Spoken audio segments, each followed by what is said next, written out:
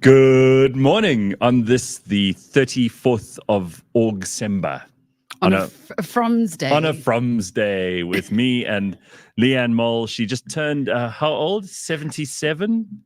Yeah, no, if you swap those numbers around, then you'd be accurate. Yes, 77. Yeah, yes. Very good. Yeah, you had a birthday on Saturday. How was that? All good. I've been saying, when someone says how old you are and you say an age and then you walk away and you think, I'm not that age. Yeah. I've been saying that age for 3 years and I'm finally that age. Good heavens. All right. Heavens. Well, we have so much to do this morning. We have lots to talk about, things to do, people to see, places to go. And we're very happy that you're on board with us because it's flippin' freezing, but yes, outside, yes, Jesus. Yeah, we're donning the coat this morning. We are banda. So on Friday, I walked out in the parking lot after doing the show. I was like, what's going on here? Someone left the deep freeze door open. Yeah, somehow it's a little bit colder when the sun's just coming up. Yes. Anyway, we're fine now. And I actually noticed this morning it was only about 4 degrees, which is not so bad compared to last Friday. I mean, Friday was pretty damn horrible. Anyway, wherever you are and whatever kind of weather you're putting up with, that's the least interesting thing about you, but we had to mention it anyway. I had a very chilled weekend. Nothing much to report. No traveling? No, stayed in. Nice. Stayed warm. I felt a bit shit somewhere in the middle of last week, and I thought I'm not taking a chance. Yeah. Because then I don't only look terrible, but I also sound terrible. Can't have both. We got 3 shows a week. I mean, that's a lot of trauma to put people through. So I don't want to be doing that. And yeah, what an interesting weekend, though. I mean, a lot of stuff going on. I noticed that Europe is, like, a lot of things are happening in Europe. I just this morning went into X. I see that the Belgians have kicked out their leftist globalist president. He's on his way to the unemployment line, which is great. I mean, we just had our election the other day, so it's very much on my mind. Does he qualify for a SASA? No, but in Belgium, they've got so many welfare programs. That's why people from all over the shittiest countries in the world go there to get free stuff. They're about to learn a horrible lesson in Europe, but I'm not going to take any pleasure in it because I don't think it's very nice. I see that the Germans are heading towards the right, which is never a good sign. The Italians, the Spanish, the Dutch, and also now the Irish. So you know what? Anybody who thinks, oh no, this is terrible, you have to ask yourself why. Well, because for the last, God knows, 30 years, it's just been moving so much in the other direction that now you have the pendulum swinging. So surprise, surprise. Surprise, surprise. This is what you get. This show is basically all just memes from beginning to end, right? It's basically TikTok. No. No. We're not TikTok. Because you know why? We're as stupid as TikTok, but we're just not controlled by the Chinese. Big difference. That's the difference. At least our stupid, we know what we're up to. So how did you do this weekend? What did you do for your birthday? Well, it's my mum's birthday on the same day, so we did a bit of a family thing. Yeah, Leigh-Ann has this thing in their family where they concertina birthdays together so they can save money or whatever. Get them all out. Maybe you guys just don't, you don't like to make too much of a fuss. Or that we'll bang once a year at the same time, and that's when the children are born. Yeah, in your family, it's like just calculate 9 months back from Leigh-Ann's birthday. That's the only day or night that all the women and men in their family are allowed to have sex. They get up off the sofa and they're like, right, that's enough for now. Enough lying around. It's time for some sex. All right, what a horrible, frightening thought. So what did you do? Yeah, so I just went for some really good Italian lunch. Nice. As I said, the family's dwindling. No one's breeding. So damn it. It's just the old fogies left. Even on that one day? No, not even on that one day. We were all off that day. Damn it, man. So no, but it's, birthdays, shit happens. You got to keep on moving. So you're at the stage now where a birthday's a pain. It's not good. No, it's still okay because I do still get gifts and things because there's so few of us. It's like a bit of a thing, which is nice. Okay. So yeah, I got some really. I still enjoy. Gifts. I still like a birthday. I mean, I don't like a fuss being made. No, but I like a birthday. My cousin nephew said he's on the 5th of June. So again, just banging it all out. Wow. But he said he turned 4. And he had profound wisdom to share? He did. Oh. He said, because everyone woke up in the morning and started singing happy birthday. And he put his hands up and he said, no. I want a talking birthday, not a singing birthday. Oh. But when will we all be able to say, don't sing to me, actually? Yeah. Because just say happy birthday. You see, I wonder how many people in South Africa have been traumatized by like being sung to at the Spur. Because I think that for a lot of people spoils the birthday. I know it's meant to make you feel special and important, but for those of us who don't really like attention, that's just hell on wheels in a black dress. And it's supposed to be so amazing, No, it's horrible. You're supposed to love it. It's horrible. So, all right, we've got a couple of things to get to this morning. I just wanted to start off with this. This is quite fun. James, see if you can find that picture of in fact, it's a video of a guy on a bus in KZN. He's surfing on top of the bus. This is the kind of stuff like train surfing, but yeah, the caption says only in South Africa. But take a look at this. You started your.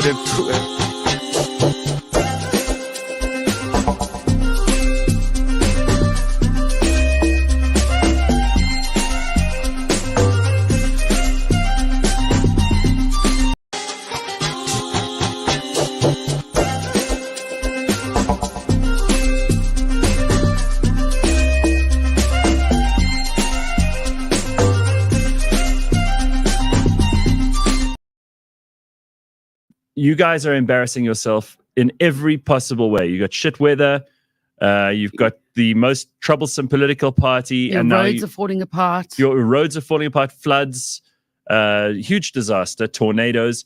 And now you've got this guy on the roof of a bus. So I'm starting to think, you know what, KZN, you get what you deserve. Well, I don't know. Maybe he's the most sane person there at the moment. What? People are like looking around them at everything crumbling. Yeah, well, I mean, I'd rather be one of those people looking at the stuff than being on top of a bus. Listen, all you need to do is not calculate for an overpass or one of those signs that he was just heading under. Yeah. You saw what happened to the giraffe in Johannesburg. Correct. They decapitated a giraffe once. Yeah. Drove into a bridge. They were transporting giraffes just in a normal... It's like on the M1 like or a something. horse box. Oh no, shame. That was horrible. I still think about it. No, it is. It's horrible. But over the weekend, I saw this alert go out too for a stolen car. And I thought, who would steal that? Because we've talked about them so much on this show that I thought, nah, it's got to be some kind of joke, right? Someone's taking the piss. But look at this. This is a warning that went out over the weekend for a stolen car. Look, a stolen Bajaj, everybody. Yep. What's it called? A cutie. A cutie. Hijack Zimba Street, Dobsonville. And they stole a yellow cutie Bajaj. And then they give the registration number. I can't believe someone stole that. You've got to be able to... What, did they need somewhere to put their purse? You've got to pick a car that you can drive away quickly in if you're going to steal it. You know? Yeah, I mean... Can you imagine him? That's what they sound like. So I don't know what you guys got up to over the weekend, but I'm glad I was indoors and staying away from this craziness. Jeepers. Mm-hmm. So while I was indoors and staying away from the craziness, I found a very, very cool video of cells multiplying. As you would. I love this stuff. I can't get enough of it, so I'm going to share it with you. So what you can see here is mitosis. You can see 2 cells coming from one. It's the most amazing thing. You see the actual chromosomes. Dancing. No, well, you can see them, and then they line up in the middle, and they split. And half of them go to the one side, and half to the other side. And then the centrioles pull the nucleus back together. Your last thing to split there, by the way, is the mitochondrion. Which is the powerhouse. And when you see it split, it actually makes this... It's the one on the left. Yes. Okay, so that's the mitochondrion. Watch what happens when it splits. You see like a flash of electricity. It's phenomenal. Watch this. 1, 2, 3, boom. Do you see that? Boom. Wow. Isn't that spectacular?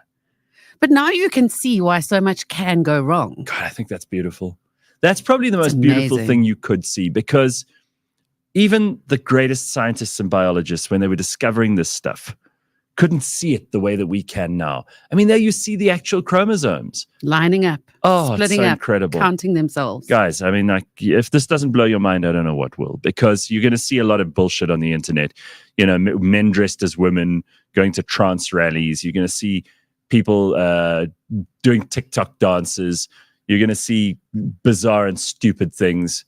This is actually one of the reasons that I'm thrilled to have technology on my side. And even though I see a lot of stupid stuff, when I see something like that, I'm like, this is worth it. I'll put up with all the dumb shit to see that, you know?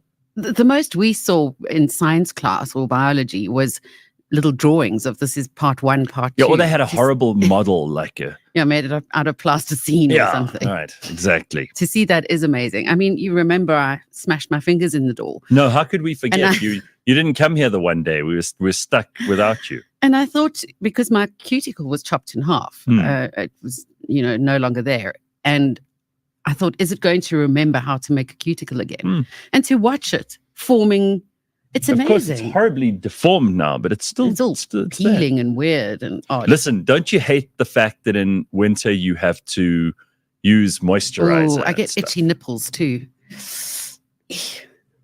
No, I do. It's the first thing I think of. Why do your nipples get itchy? Don't yours? No. I know. I've spoken to guys about it before. It happens. What are you talking about? No, it's like an itch that doesn't go away for days and days and days in winter. Maybe you should wash occasionally. No, it's the worst. What are you doing? Why do you have itchy tits in winter? Everything gets itchy, but those are the worst. I'm calling you itchy tits from now on.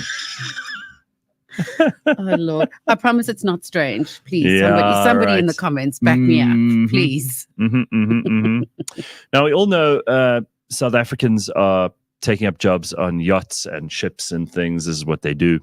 A lot of South Africans can't get jobs here, so who can blame them? They go looking for jobs everywhere else in the world. And one of the most popular jobs for South Africans to do is to work on the ships and the yachts.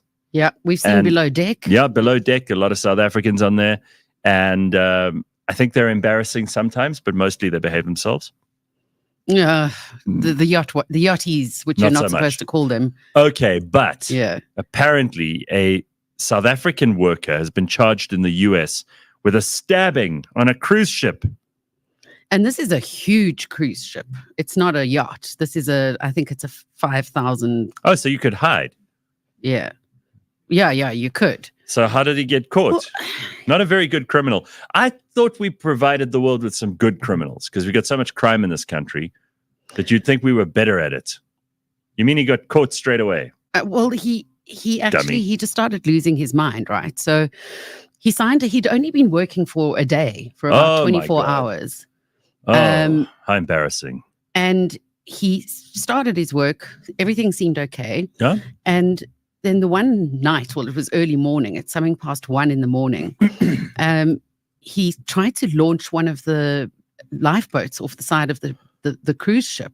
Right. So into the sea. Sounds like a very stable person. Yeah, it's not a stable Mabel that we're dealing with here. No. And after he got caught, the people, I don't know what they're called on the boats, it must be security, got hold of him and managed to turn him in, and they took him into what was like the hospital area of the cruise ship. And there he completely lost it.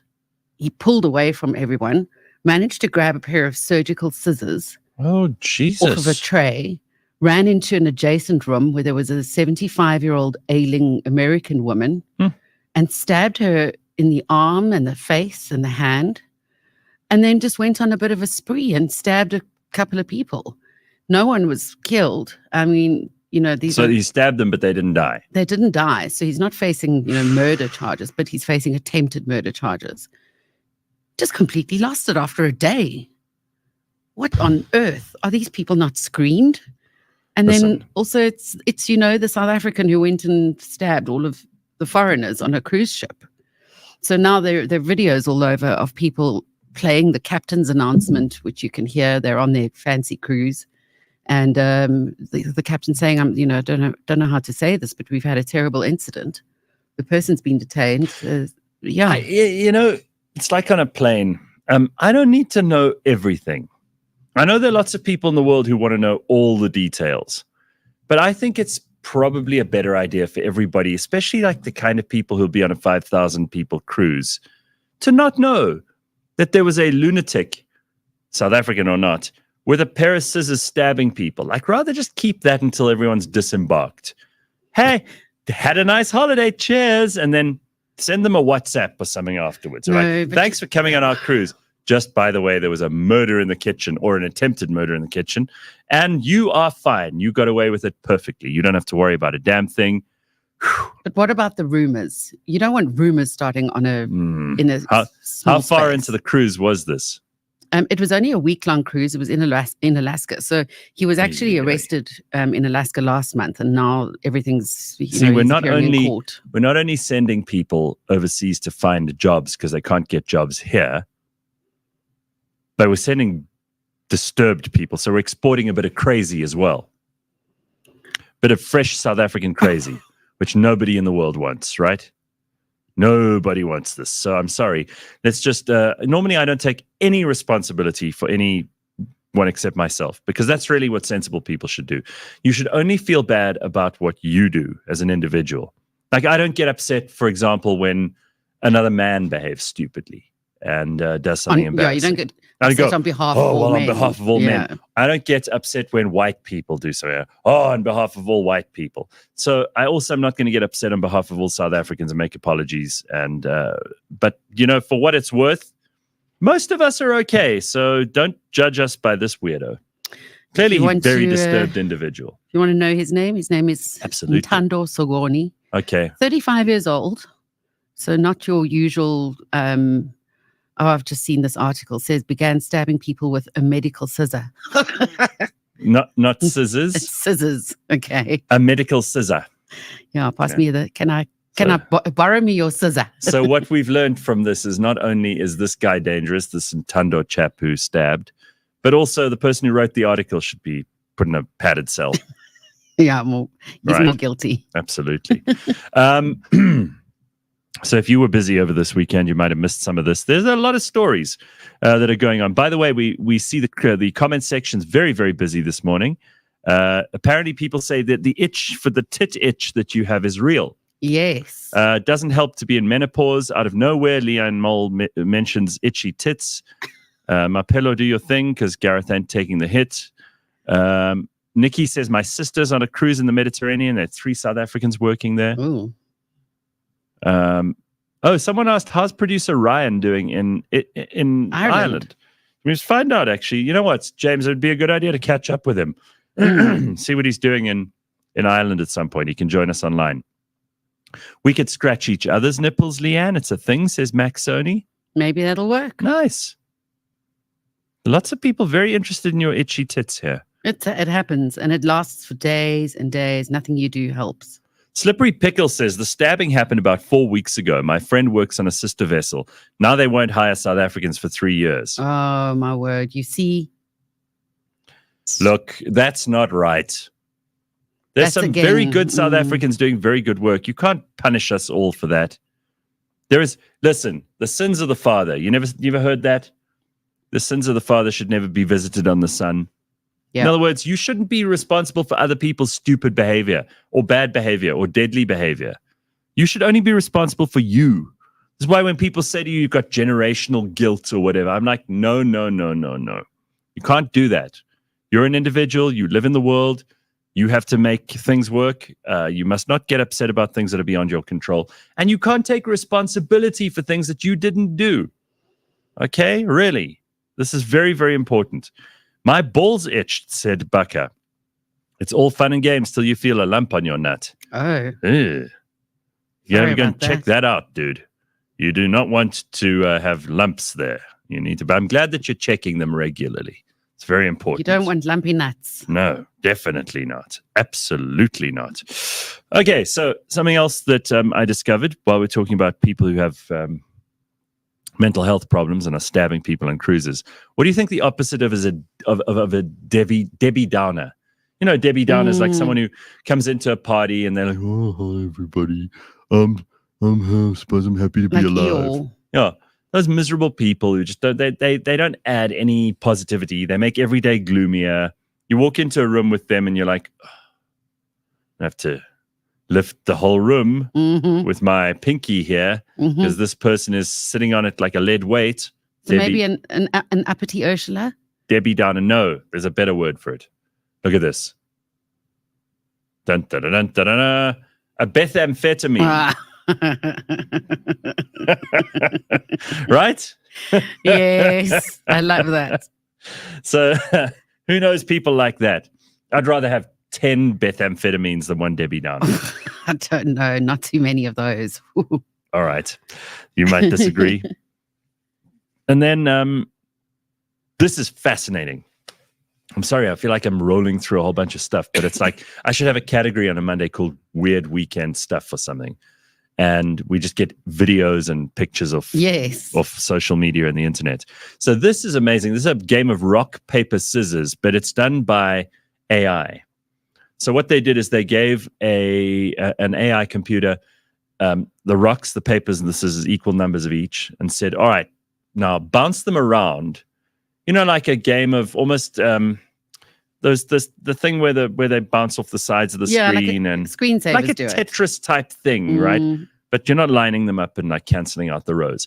So they put an equal number of scissors in one corner, rocks in another corner, and at the bottom paper. And it's the most fascinating thing to watch. Only problem with this video, I'm afraid, and I don't know whether we're going to play it with sound or not. If we play it with sound, you'll hear the woman going, "This is so intense." Oh. You know that stupid voice that they use for all those videos? Yeah. This is so intense. That terrible voice that they use for everything. Rock, paper, scissors. This is so intense. You want to stab yourself with a fucking scissors, hit yourself in the head with a rock, and cover yourself in paper. Anyway, if you can get past that, it's fascinating to watch because it really does go up, down, left, right. You're like, oh, it's definitely going to be the scissors. What happens when they clash?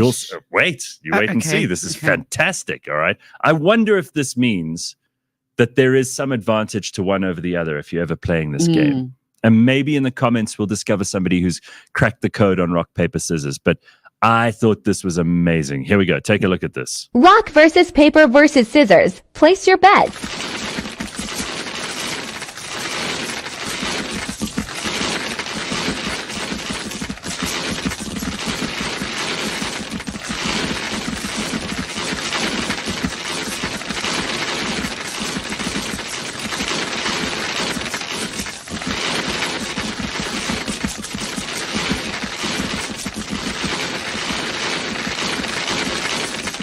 Oh my God, this is so intense.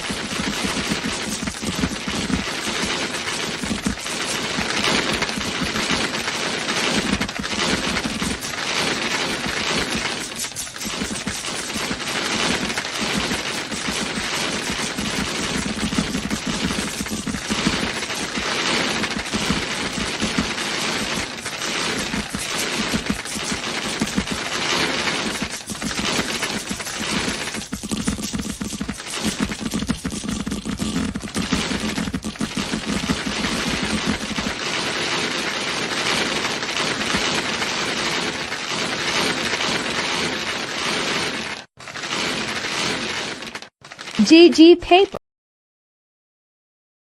Paper it is. The papers win.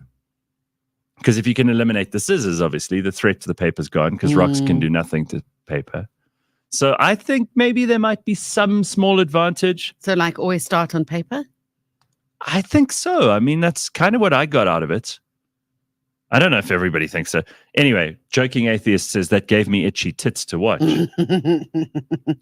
But Nikki says it's a waste of AI. I don't think so. This is what AI was meant to do. Because, you know, a human could never be objective in that situation. And humans would program it one way or the other. Like, this is where it's just the machine is just going, okay, totally unemotional. Let's see where this goes. Bounce these things around and see who wins. Now, I don't know if there's an explanation for why paper would come out on top. I'm fascinated by what might have gone into the thinking behind it and what they might have learned from the processes and what kind of program you would have to construct, whether there's some advantage in the actual programming language for paper. It's a lot to think about. I mean, it's fascinating, right? Yeah. A lot of you are making fun of this. Like Carl says, that's 2 minutes of my life I'll never get back. And that voice makes me want to stab my ears. I agree about the voice. I warned you. I did warn you in advance about the voice. This is really intense. But can we cut that out and just like use it when someone's being super boring on the show? If someone's talking just even if it's me, if I bring up something that nobody cares about, just go, this is really intense. Let's do that. Okay. All right. Deal. Anyway, I think it's important, Carl. If these things are going to rule the earth, these machines, we need to understand how they're going to do it, right? So start paying attention. Yeah, you never know. I thought that was interesting. All right. Well, I'm not going to bring you any more stuff like that then. You don't want it? I'll move on. What a waste of AI, says Nikki. What do you want AI to be doing? Did you watch any of the tennis over the weekend? There was tennis? Yes. We've got to get to some sport. We'll do that. We're getting to it's strawberries and cream season, is it not? No, well, this was Roland Garros. Right. You're one tennis tournament ahead. Almost there. Of Wimbledon. Oh, goodness me. It's time to wake up. Okay, I'm awake. Were you just on autopilot there for the first half hour of the show? Hello. We were actually going to start the show really early because we heard Leigh-Ann was running a bit late. As you can see, she's just woken up. So I'm actually really early.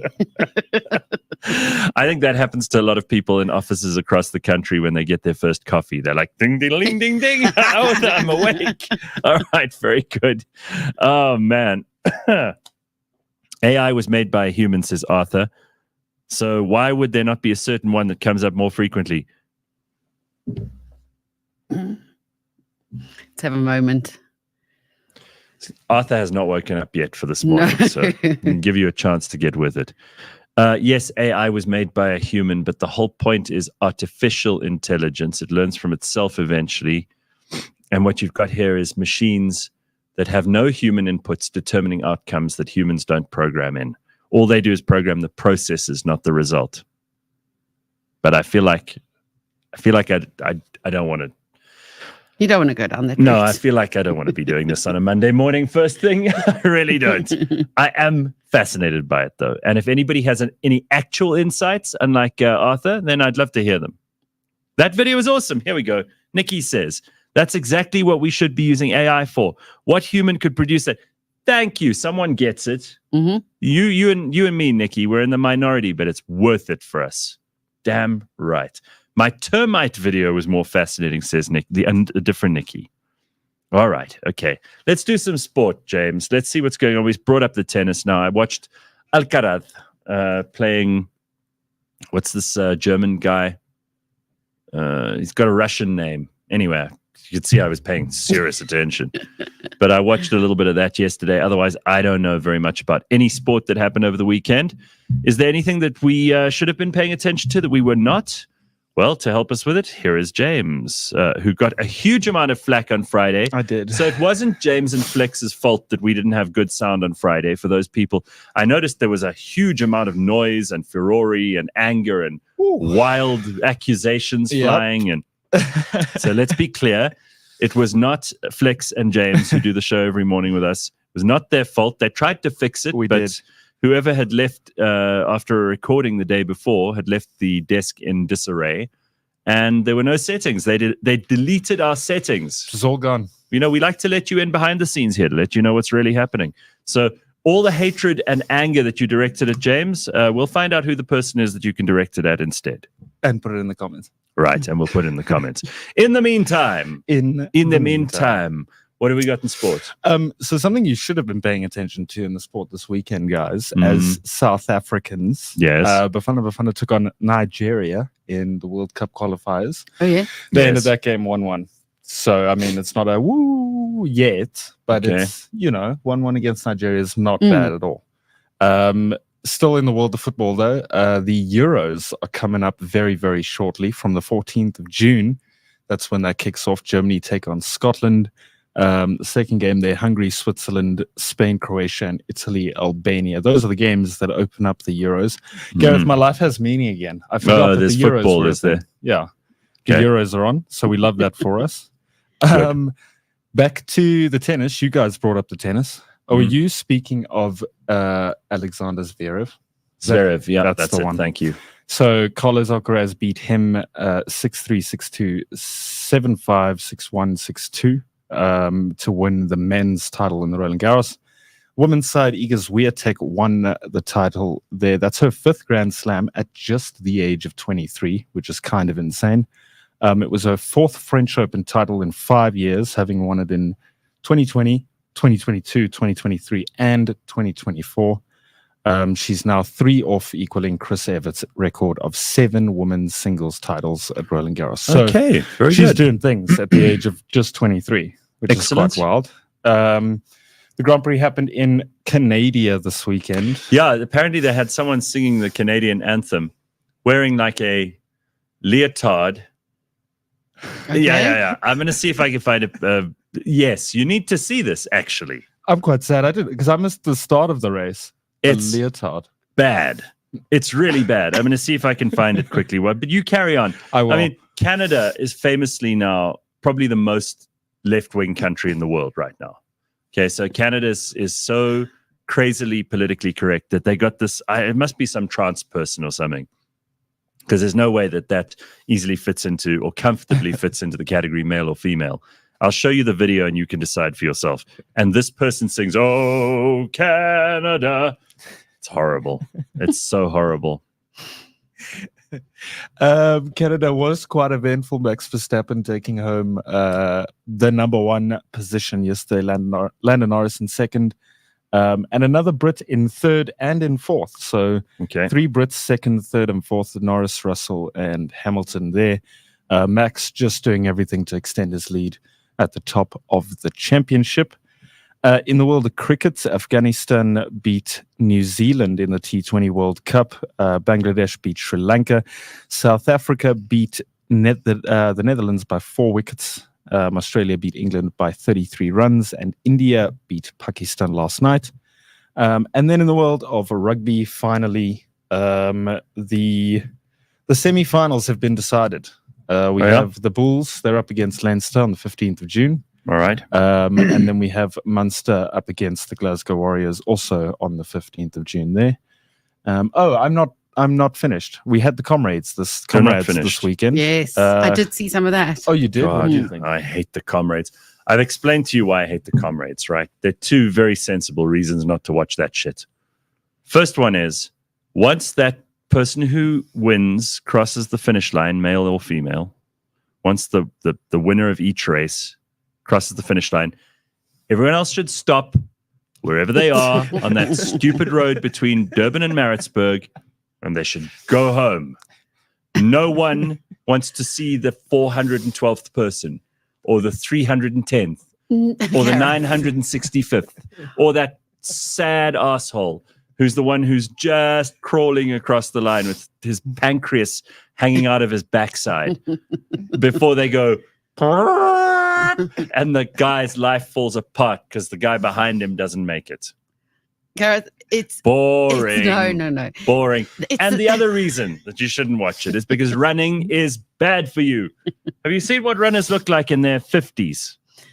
Gareth, it's appalling. That's the time of the race that you should just not watch anymore. I don't watch any of the race. But the rest... I don't watch any of it. They're trying to better their times. I do know who won. There was some Dutch guy who won the men's one. That's right. And a famous South African female runner whose name escapes me who won the women's one. Gerda Steyn. Won recently as well. We've heard a lot of good things about Gerda Steyn. She's a bit of a superstar in that field. But honestly... But don't you give some of them props for doing kidding? That kind of a race? It's quite a race. It's always at the coldest time of the year. They used to do it in May, though. I don't know why they've moved it to June. They used to do it in May. I'm pretty sure I'm not wrong there. Someone correct me in the comments if I'm wrong. But they block up the roads between Maritzburg and Durban. And first of all, people have lives, right? It's a Sunday. Saturday. Sunday. It was yesterday. It was yesterday. See, I don't care because I don't watch. So they block up the roads. People have things to do. I mean, church-going people. Good church-going people can't get to and from church because of evil people running, being hounded by Satan to hell, because it is hell. You can't imagine. Look at those people's faces. You never see the runners going, do you? You see them going. I don't know. Have to stay. They all look like they're about to take a shit. Smiling, but also come on. Just a reminder, and I'm looking out the comments. She broke a record. So she's fantastic. Oh wow, that's pretty amazing. She's fantastic. But you know what happens to these runners when I keep telling everyone I know who runs, I'm like, please savor the fact that you are young and supple and good looking now, because running, if you get on that sun and on that hot tar long enough, you're going to look like biltong soon. It happens. Tell me I'm lying. Go on. Pull up a great marathon runner who looks fantastic in their 50s. What about Bruce Jenner? Bruce Jenner was never a marathon runner. And yes, Bruce, he was. No, he wasn't. He was at a middle distance. Oh. No. And decathlete, actually. Could do the high jump. He could do anything. He could run, jump, fight, fuck, wheelbarrow, drive a truck. Bruce Jenner. He was fantastic when he was Bruce Jenner. He could even become a woman. Yeah, he could even win Woman of the Year. How's that, ladies? Take that, put it in your pipe and smoke it. Bruce Jenner is not a good example. I need long distance runners. Find me one that looks like they're still in the prime of their life, even if they are in the prime of their life. Someone said in the comments Bruce Fordyce. I haven't seen what he looks like in a while though, so I can't vouch for that. God bless him. Listen, I interviewed Bruce Fordyce maybe last year, maybe the year before. He's terrific, and I love Bruce. He's got a great sense of humor. He's a real champion of like getting people fit, which I love because, you know, fatness is the enemy for all of us. He started these park runs, which is apparently incredible. People all over major cities in South Africa taking part in these things every weekend. Good for you. I mean, that's like a hobby. But if you're a professional marathon runner and you do the Comrades every year, you're not looking good. I'm just going to say. I'm not sure that they're worried about what they look like. I don't think they care about what I think either. They love it. Probably they not, love no. it. Definitely not. Yeah. There's a website called letsrun.com, and there's a forum on there I'm looking at. Oh. Which distance runners are the sexiest? Oh boy. Gosh, okay. Yeah, but you're asking runners. They don't know. Runners wouldn't know. For females, from my experience, And it's remember- the 5Kers. 5Ks. I mean, like, okay, so the most I've ever run in my life is 3Ks, and it nearly killed me. Maybe that's why I'm bitter and twisted about running. Oh, no. Okay, I've done a 10K I was going, race. How for long about ago half was an that? hour afterwards. That was 6 or 7 years ago. Oof. I was going to say give it another try, but I think I will never do it again. Only, here's the Bible, look it up. Only the evil man runneth when nothing is chasing him. Look it up. That's the word of the Lord God. Don't take my word for it. Thanks be to God. Right. By the way, just before, have you finished? Yeah, I think so. It was just the talked about Comrades. Herdestein. Yeah, all right, okay. So if you placed any bets, by the way, with super bets, then you would have heard from James what the results were. You might have won some money. And in case you want to find out more, you can go and check out Super Bets. This is Beyond the Scoreboard. And they bring us the sport every Friday with Ben and every Monday's recap with James. Super Bets supports responsible gambling, strictly under 18s. Winners know where to stop. The South African Responsible Gambling Foundation's toll-free counseling hotline is 0800 006 008. So while we're talking about the Lord our God, Yes. I watched a little bit of the D-Day celebrations. Because to me, see, that's how bad running is. I would rather watch commemorations of people who died 80 years ago. Did you see Camilla? Normandy. I saw Camilla. I saw King Charles. I saw Emmanuel Macron and his wife. Did you see them trying to hold hands? Or what? I saw that she did not want to be near him. She just she doesn't. No, it was, I think she's fallen out of love with him since all those days ago in school. No, she was trying to hold Camilla's hand, which you don't do. Oh no, you don't hold it. No.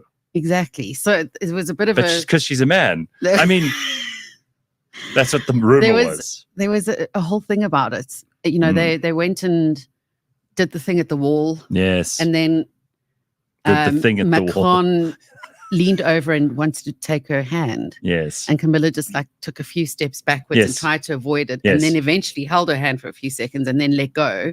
And then the two of them were very awkward. And then they turned around and trotted off to their husbands. It can't have been as awkward as Biden. Biden, while they're playing taps, okay, which is the last post. So Biden's standing there Can you? Am I going to be all right if I'm in? I don't know how they do these things. So Biden's standing there and he goes, "Oh, there we go. Did you see that? That looked weird." He goes, or whatever, and then they start playing the last post, and he's standing there like that, and then he just turns around like this. And nobody knows what to do. So Jill Biden turns around, and then the Macrons turn around, and then they're all facing the wrong way. Like they're facing a wall where the people who've gathered to hear what they have to say are right in front of them. And I think it's just Biden got confused. He didn't know what the hell was going on. But that's not a surprise. It happens often. And then there's the moment where he stood up and he's standing. I'm going to do this again to you guys. All right, you ready? Producers? So he's standing up and he goes like this. I get a weird angle. Like he's about to take a shit. I do not know what to make of that man. Imagine he did take a shit. Maybe he did. Listen, I have it on good authority, thanks to some sources of mine in Washington. Yeah. They keep an extra suit around just in case. Yes. Well, I mean, that should be for anyone. Take that as vicious rumor if you like, but that's what I'm hearing. So there we go. So don't worry about Macron's wife trying to hold Camilla's hand. That's hardly the most embarrassing thing that happened there. The reason I bring it up is because they had some Anglican priest after King Charles had spoken. And I think they learn in the Anglican church. And I only went to a few of these when I was a tiny child, but I remember they speak in a certain way. They have, they must teach them in like Anglican school, and anyone who's been to an Anglican church service knows what I mean. And even if you haven't, you might even remember the coronation last year. What they do is they go, "And here is this crown anointed by holy God." I think they just copy each other. It's like journalists. It's a weird way to do things. All journalists sound the same. And on this field, 80 years ago, these men gave their lives. You're like, do they all sit in the same class and learn how to? That's how you end a sentence on a down every time. Or journalists who are reporting from They do. That's also how they. Yeah, that's right. Speaking of journalists, here's our favorite journalist ever. Her name is Serena Branson, and here she is doing a famous line which you may remember from our show when we were still on radio. It's still my favorite ever screw up by a reporter. I think she had a migraine and her brain was like, it was called a blind something. She was having a mini seizure by the sound of things. But take a look. This is just great. Here's Serena Branson for the very first time. Serena. Well, a very, very heavy debatation tonight. We had a very Darrison bite. Let's go ahead, terrace chasing those for the head of the pit. You know, my ballet can still do that perfectly. Well, a very, very heavy rotation tonight. There's a Darris Dason, Dare to the pit, habit to pit. Let's go, Sarah. I love her. She's great. I wonder if she ever got a job, because that was like her first night ever on television. It became like a public thing that Poor woman. What was that migraine called? But yes, I don't know. A certain kind of blinding. Hey, listen, stop wasting our time. We've got to get to Dr. Hanan. Oh, yes, please. You're wasting so much time. Here he is. Hello, Doc. How are you? Is he there? There he is. How are you? Looking nicely warm for winter. Freezing, huh? It is so cold. It is so cold. Welcome to winter. All right, so listen, here's something that we got from somebody in the comments the other day. Guilt. How to deal with guilt. Is it a useless emotion? So, I mean, that's a very open-ended question. But people carry guilt around. And I even this morning in the show brought up how you can't really be responsible for someone else's mistakes or, terrible deeds or whatever. I don't take responsibility for, the other men when one man goes and abuses his wife. I don't take responsibility for white people when they dance badly. I don't take responsibility for South Africans when one of them stabs somebody on a ship. And yet you get people who are guilty. They're just overwhelmed by guilt. Either guilt that they have earned themselves in their heads, or guilt that they carry for no good reason for things that they weren't involved with. It's just the weirdest thing. So I think this is a very important, pertinent point that people must really take on. Every emotion that is created by you, every emotion that you experience has an evolutionary purpose. So guilt has an evolutionary purpose. Depression, anxiety, insecurity, frustration, anger has an evolutionary purpose. So, when somebody comes to me in therapy and says, Hanan, I want us to work on me eliminating guilt, my answer is, well, that's not possible. Hanan, I want us to eliminate self-doubt.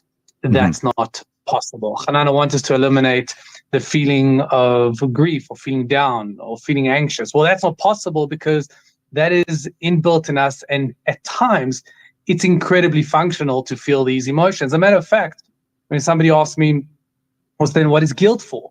Well, guilt allows us to assimilate into a community. Because people that don't feel guilty, we send them away to psychiatric wards and prisons. That's what we do, because they have no feelings of whether I can or I should or I can't hurt somebody else. I feel no remorse for breaking the social norms, for breaking the rules. So guilt at certain times is incredibly functional. But when you're functioning by a rule set that isn't functional, that isn't, it doesn't help you adapt and assimilate into a group, then that is when any emotion, including guilt, becomes absolutely useless. So what is guilt for? Guilt is an emotion that tells you that you're breaking social norms or the rules that you set out in your head. So, for example, I'll give you an analogy. I'm taught certain rule sets by mom and dad. When I was 4 years old, I was told to not cross the street on my own. So now at 4 years old, if I'm about to cross the street on my own without looking for mom and dad, I should be feeling guilty. And that guilt stops me from crossing the road by myself. But now at 44, 45 years old, if I still abide by the same rule set, well, that's no longer functional. It doesn't work. It's weird, and I should be sent for psychiatric help. So the rule set needs to be updated with your age, with the environment, with the social structure that you're in. And when the guilt serves no purpose, it doesn't make you better. It doesn't make you assimilate and get from point A to your goal, point B. That's when you need to change the rule set, and hence the guilt goes away. Okay, but now you get two kinds of guilt. You get the kind of guilt that you've actually earned that you need to do something about. Like if you're guilty of lying or you steal something from someone or something very obvious, right? And even the less obvious kinds of guilt. Like you should feel bad if you're unnecessarily mean to an old lady. You should feel guilty. But there are people who make it their business to manipulate other people through guilt. And this is something we need to address. It's a big problem. I mean, I've got friends who find that their mother will manipulate them through guilt. Oh, you never visit me. Oh, you don't care about me. Oh, my feelings, all that kind of thing. And then you get people whose siblings do it. You get people whose bosses do it. I mean, they're like bosses who will say, well, if you can't do it, I suppose we just won't make our targets this month. And people do this without even realizing it sometimes because maybe they were raised by someone who behaves this way. But that's a big problem, right, Doc? And we got to address that head on. You can't just let someone do that to you. So, Gareth, you're quite right. And guilt is the most suave, manipulative type of strategy that people use in order to get other people to behave. Yeah. So I can get you to behave by coercing you, by maybe exerting force or exerting leverage over you, which is very apparent, which is very explicit. It's very in your face. You can see that I'm making you do something that you do not want to do. But guilt is very underhanded. I can send a glance your way, or I can, as you said with the mom, oh, but you never come visit me. So you can get somebody to behave through coercion, through really enforced methods or forced methods, or you can get somebody to behave through underhanded methods. And guilt is the most suave, the most complicated, the most complex, because people do not like to feel guilty. The question is, what do you do with it, and how do you know whether you're being manipulated or not? I always say on the show, and I keep on repeating, I'm going to keep on repeating. The whole idea of setting boundaries is knowing what you want. The moment you know what you want, then it's very easy to say no to somebody and pick up when somebody's trying to manipulate you. So again, I'll give you an analogy. If I know I'm heading to Cape Town, that is my goal. I'm heading from Joburg to Cape Town. Right. And somebody comes along and says, Hanan, can I have a lift to Durban? The answer is no, because I'm heading to Cape Town. You can come with me to Cape Town, but I'm not going to Durban. But if I don't know where I'm going, and somebody comes along and says, can I have a lift to Durban? The answer is yes, why not? I was living with no purpose anyway. And what ends up, I wake up 20 years later being everywhere for everyone else but for me. When you do not know what you want, you can easily be manipulated by guilt through other people, by other people. But when you know what you want, then you can actually work out consciously that somebody's trying to get you where they want you to be, as opposed to what's important for you. Yeah, but you see, the kind of person who responds to guilt is probably not going to be able to stand up for themselves because they'll feel too guilty. Yeah, Right. but again, it's manipulative. So if you feel like you're a burden on a family member, right? And you are in a position where you need their help, you are going to do what they say, no matter what, because it's almost a position of survival. So if they had to say, drive me to Durban, you would. Yeah, but I don't know if that's guilt or if that's your insecurities and your inferiority complex. I mean, what is that? You know, when somebody has leverage over you, of course, you are more likely to kind of succumb to their will because they have leverage over you, whether they have financial leverage over you, whether they have status leverage over you. So you're now more naturally to go with the one that has more leverage and succumb again to their decisions. But to your point, Gareth, you cannot, how many times have we said on the show, what do we feel about feelings? Feelings are pathological lies. We do not follow our feelings. Feelings lie to us. The devil is a liar. Yes, the devil. Feelings just are inconsistent. And people say, but Hanan, I can tell you my feelings were completely honest or completely true.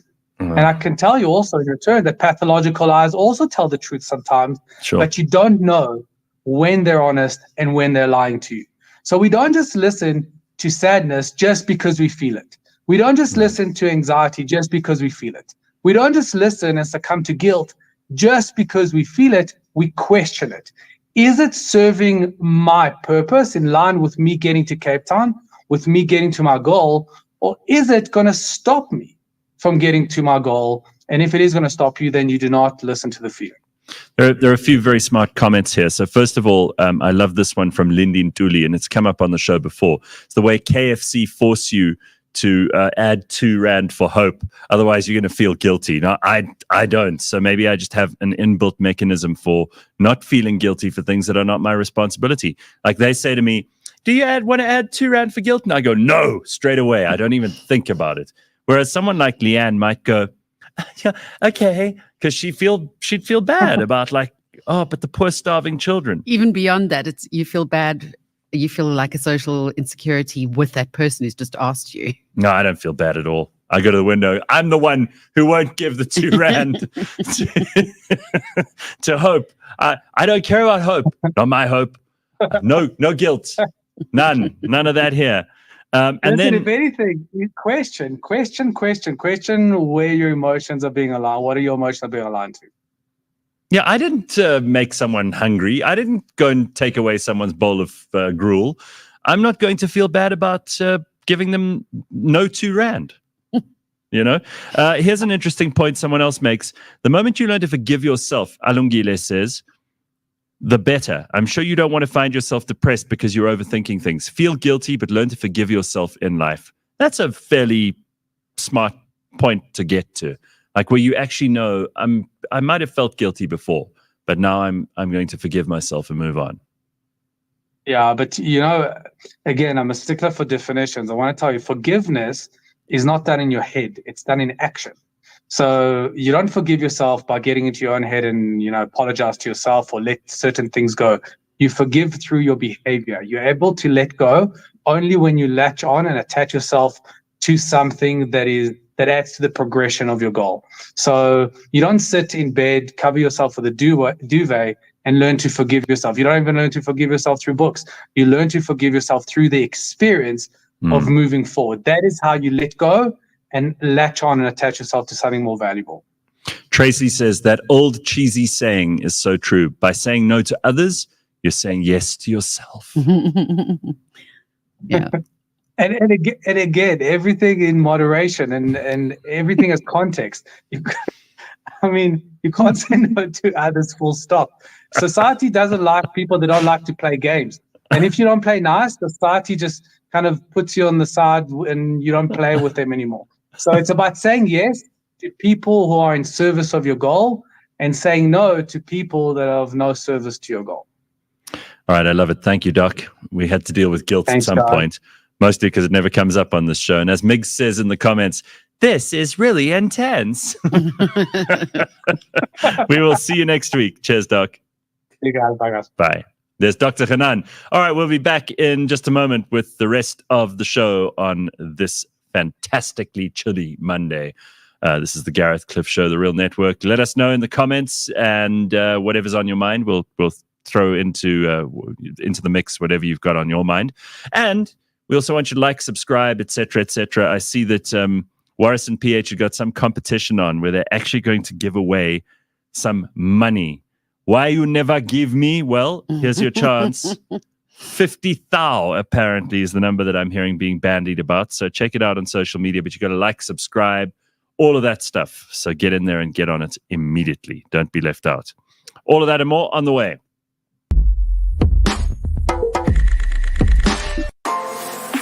This week on the Auto Trader Podcast. Manuals will ultimately make you a better driver, especially those of you who are watching that are learning how to drive. This is the thing. And the reason being is you become more attentive of what the car is actually doing. In the sense that you're remembering that, okay, the car feels like this, the car is behaving like this. What am I actually doing? What is my speed and everything else in between? Whereas with automatics, it becomes you're more of a passenger, you become more autonomous, especially with the way vehicles are going now. Catch us every Monday at 9 a.m. on YouTube and on autotrader.co.za. I don't drink really, even the zero. Because why am I drinking the zero? People who drink zero, why do they even drink it themselves? Because aren't you drinking to get drunk?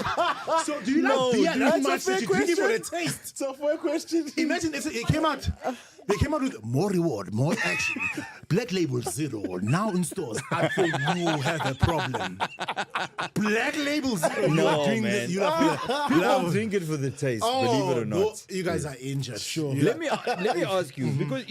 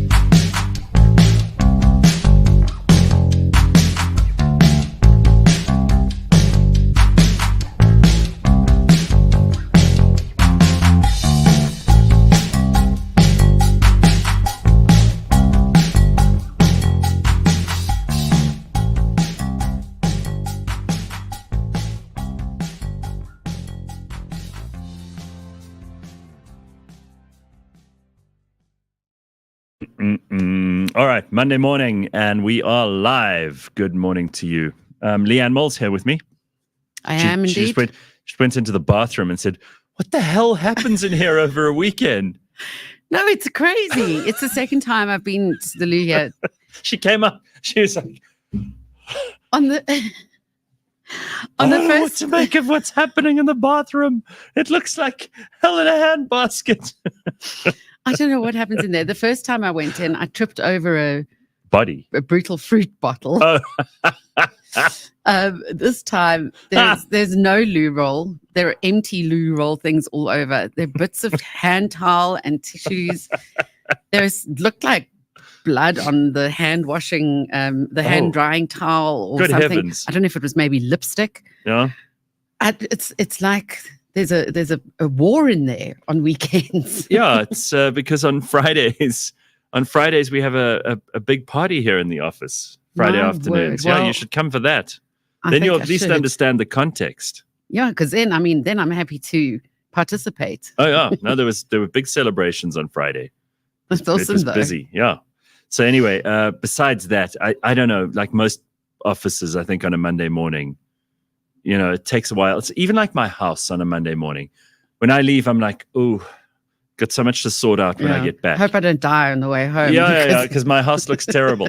You're like, I got to sort stuff out because over a weekend, whether you do something, you have people there or not, or whether it's just a quiet, like chilled weekend, you like the blankets lying around, because you're slobbing around the house in tracksuits and watching TV and leaving mugs lying around and all that kind of thing. Yeah, for me, it's just like not starting one project, thinking that's what I'm going to do, and then I don't finish.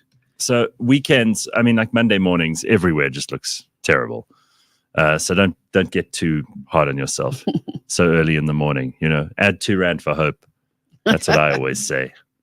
Wow, this is really intense. Yes, we are. We're intense as hell this morning. There's a lot of stories in the news. 1 or 2 things. Surprise, surprise. Surprise, surprise. Again, City Power have said in Johannesburg they have no choice but to implement power cuts from Monday. So apparently they are going to implement load reduction. So now it's not called load shedding. They're rebranding. It's load reduction. They're going to protect the grid from total collapse. I saw they also, Eskom announced that they'd spent like millions and millions on diesel. Okay. Way more than they spent this time last year. I'm like, well, obviously they were trying to get to the elections without any power cuts. But that's not going to last because they will come into effect from Monday. Outages will run during peak times from 6 a.m. to 10 a.m., 4 p.m. to 10 p.m. in high density areas.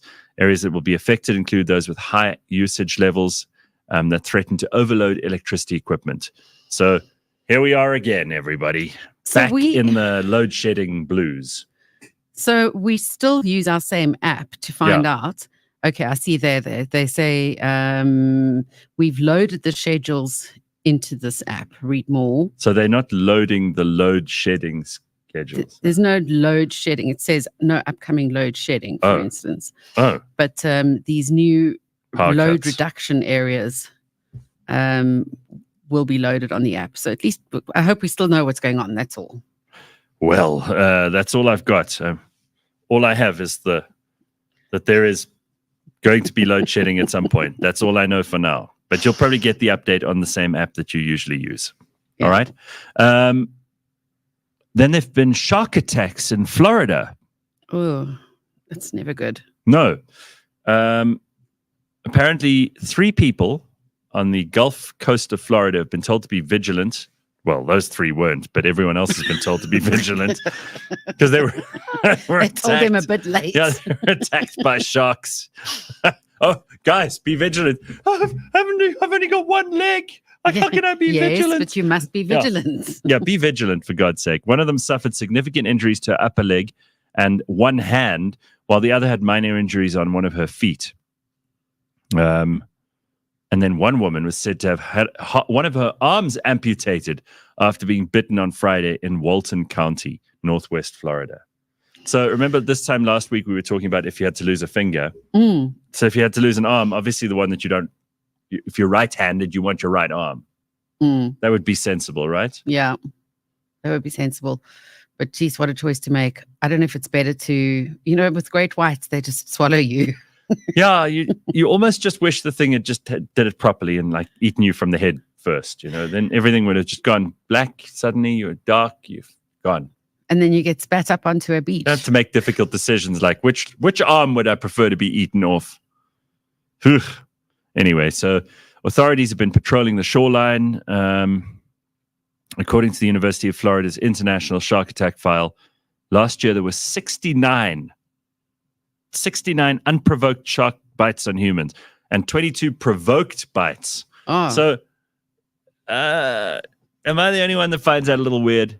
Who's provoking sharks? I wonder if they classify that as when you throw chum and you're like chum sharks. Come on, get it. Sharky. Yeah, you're poking it with a stick. There's another meme, right? That one of do something. Yeah. And they're poking the thing with a stick. I don't know why anyone would provoke a shark. Like, that is just stupid. And yet, 22 provoked bites, 69 unprovoked bites. If someone provokes you and you respond, that's because they provoked you. If you just are nasty and you just like attack people sharks. Unprovoked, yeah, that just shows you that sharks are just shitty. Most sharks They're just nasty. shitty. They're like, they just got a nasty attitude. They're like, you don't deserve this, but anyway. The unprovoked shark's like, I don't want to. Okay, now I'm going to have to. It's very bizarre. Okay, so that's one other thing you need to know. Who's this Michael Mosley TV presenter? I've never heard of him. Who's he? Apparently his body turned up. Yeah, there's a photograph of him. You might recognize him. So he's a British TV presenter. He does a lot of medical shows. He's a doctor. Nope. He has been known for starting a few diet trends, something called a 5 in 2. He's actually a really kind man. So he does these reality shows where people are battling to get to a certain goal, or they have a mental block about climbing a hill or something like that. And he works through that with them. And he's a very empathetic, nice guy. Well, and empathy didn't help. No, empathy His body did washed not up help. on the beach. Well, it didn't. It not on the beach. He went on a hike. He was on holiday with his wife. This is the guy who gave other people Greece. advice on hikes? Well, yeah, I kind of knew you'd pick up on that. But anyway, he went on a hike and he ended up taking a wrong turn. Oh. And Greece at the moment, it was about 47 degrees. Oh, so he got hot. Yeah, got hot and got lost. And they found his body near the beach. So, yeah, it's a little bit sad because he's a regular for a lot of people. He wrote a book called The Fast Diet, which he made up the 5 in 2 diet. He should have been more worried about the heat. Yeah, that's true. Where he was saying, minimize your calorie intake for 2 days, eat healthily on the other 5. And stay out of the heat. He often pushed his body to extra lengths. He would also... Not such lengths. He would also see the effect of diets. He lived with tapeworms in his body for a while to see the effect of tapeworms. Bet you'd rather have the tapeworms than the heat. But and that was on the BBC documentary Infested, Living with Parasites. Great. So he took quite a few risks. So he lived in on his the life. edge. Yeah. There were certain... And you know what got him? The sun. Yeah. There were certain diets he would try out that were very taboo. When it's your time, it's your time. Hey, whether it's a shark attack, whether it's tapeworms inside of you, eating you away from the inside, or whether it's the sun. Something's going to get you at some point. Something's going to get you. There's this brilliant book. I failed to remember exactly who it is. I'll bring it in on Wednesday, but I haven't read it in a long time, but I remember reading it when I was, 20-something, about how human beings are just terrified of death. It's and for good reason. I mean, that's the end, right? So there's a certain amount of this that's very sensible. And maybe this is something for Dr. Hanan next week. But there's also a part of it that people are in complete denial about the fact that your life ends eventually. It's like one of the absolute certainties, right? We say it's a dead cert. We've got super bets on the show and we're placing bets. Something that's a dead cert means it's absolutely going to happen. And guess what? Death is absolutely going to happen. And it's just so weird to me that, like, we're always surprised. This Michael Mosley guy, famous TV dude, maybe that's why we're more interested than the average person. And we had a rescue guy on the other day who actually goes out, and it was last Wednesday. He's one of a team of volunteer rescuers who go up onto mountains when people get lost during hikes and things. They volunteer for building collapses to help find survivors, like really heroic work. And something's going to get you. You know, it might be a dramatic thing like a shark, but it might also just be something like you're on a hike and you run out of water and you dehydrate and you think, I'll just lie down under these rocks for a little bit, and you just don't wake up. Because that's probably what happened to this guy. Yeah. Crazy, man. Yeah. It's all right. He's no longer around. No.